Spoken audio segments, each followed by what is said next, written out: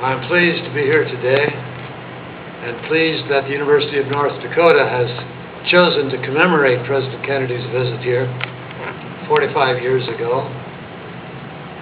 I feel very much at home.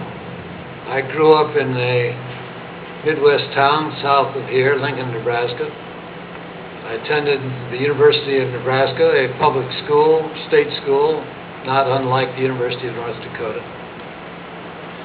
I'm dazzled by the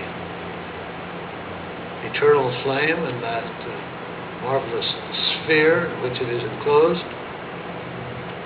And I'm pleased to be surrounded by people of learning, people of service, such as our friends from the North Dakota Air National Guard.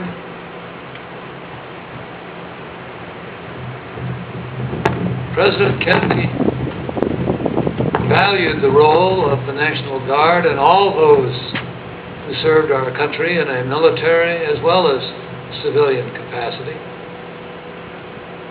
But he was, as the general said, a man of peace. And he said in his American University address, which I think was his single finest speech, the world knows that America will never start a war. This generation of Americans has seen enough of war. That reflected, as Dick Reeves has said, his own military service in the South Pacific, where two of his best friends were killed, as well as it reflected as well the fact that his own older brother, whom he loved, was killed in World War II. And so he took great pains throughout his presidency never to start a war. He was a leader unlike any leader we have had since.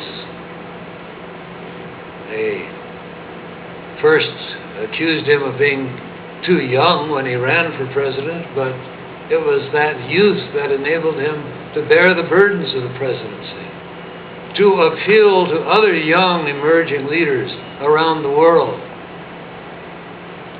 to roughly 46 years ago this week, spend all night with me and his brother Bob and a couple of others in the White House during the long, painful night when the University of Mississippi, which was a prelude to the University of Alabama event previously mentioned, the University of Mississippi was under court order to admit its first African-American student. And it was a difficult night.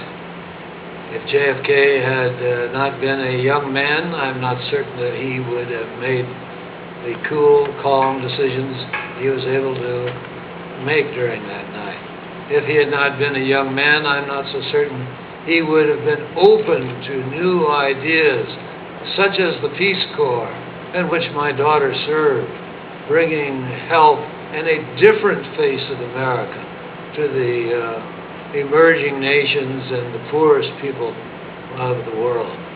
Had he not been a young man, he would not have been open to the very idea of reaching for the moon itself and enabling the United States to avoid the military occupation of space by the Soviet Union, which would have resulted in a nightmare existence for this country and most of the world.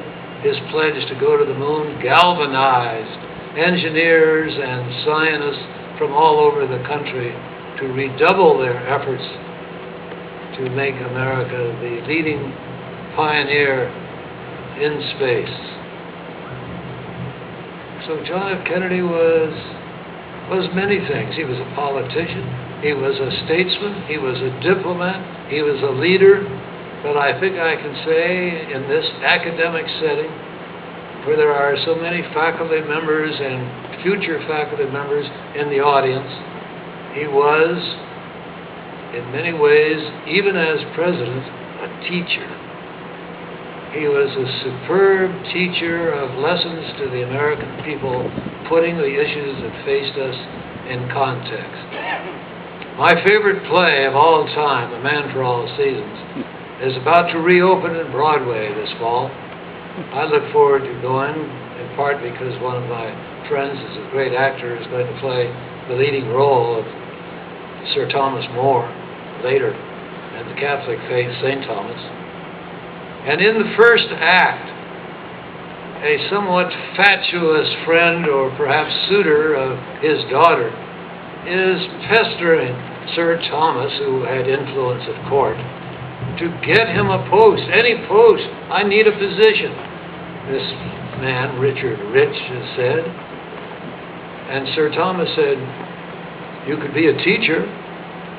And Richard Rich was indignant. "A teacher? Who would know if I were a teacher?"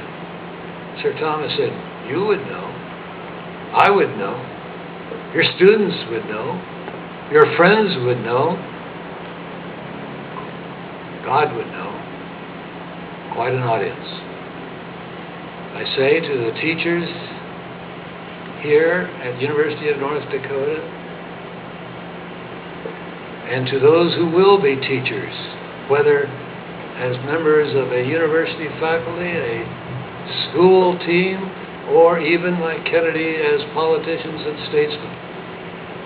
Yes, be teachers. You will know. Your friends will know. Your students will know. God will know. Quite an audience.